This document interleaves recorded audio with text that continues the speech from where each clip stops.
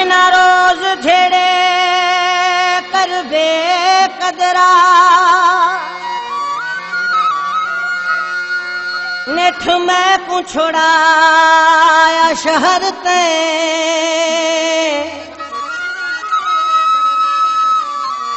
मेरी बर्बादी विच हथ तेरा है मेरी जिंदगी की जहर ते मेरी बर्बादी विच हथ तेरा है मेरी जिंदगी की जहर ते ब्रह्माणी बेवस थी मुल्क छोड़िया किता जाहिद नाल कहर ते सचरण खां सदाम पीरियो साहब केटी बंदर खां संगा दोस्त ने महबूब शख्सियत अब्बास खास खेली कोटड़ी खां जमील एडिटर महबूब शख्सियत असन भा ऐं खालिद गुरफत मुझो यार पुराणो खीर वारो यार मुझो ऐं बहारन खां इकरार कलोई साहब ऐं जिदा खां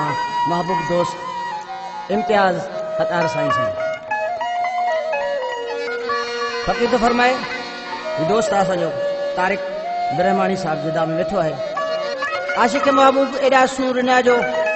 पांजो मुल्क छड़े 7 बादशाही लताड़े वही करके वेही महबूब को नचे भिड़ा होंदुस न सूर ही दींदुस और गोद नई पे आजार तने देश छड़ियो सी दुख दिना तो हजार तने मुल्क छड़ियो सी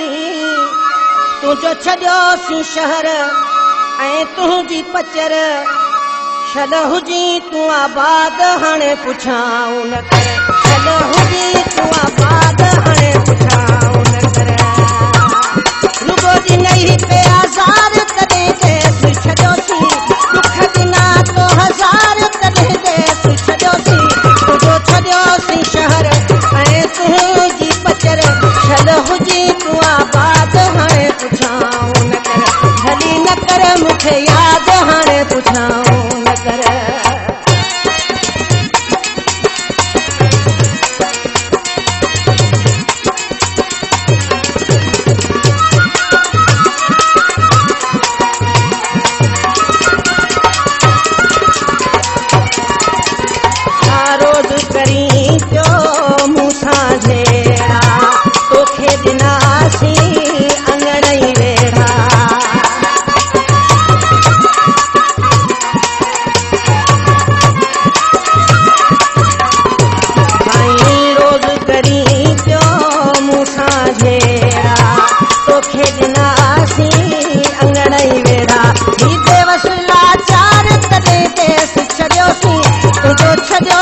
शहर तुझी छड़ी से पचर शल हुजी तू आबाद हाणे पुछाऊं न कर शल हुजी तू आबाद हाणे पुछाऊं न कर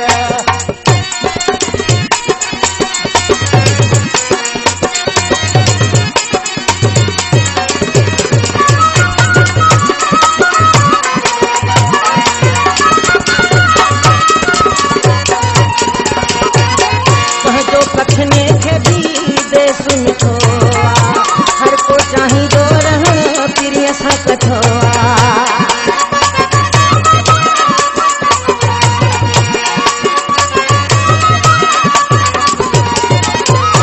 जो पखने के भी मुल्क मिठोआ हर को चाही दो रहन प्रिय सा कछोआ करे छड़ियो तो बेजार तले देश छड़ियो सी तुझो छड़ियो सी शहर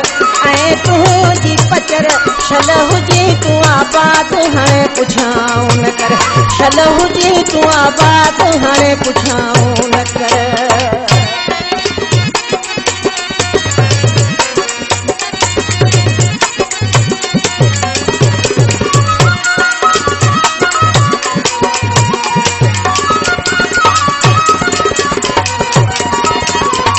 मीर तारिक के पुजी न सजासी रोए दे ब्रह्माणी के जिदे पोतासी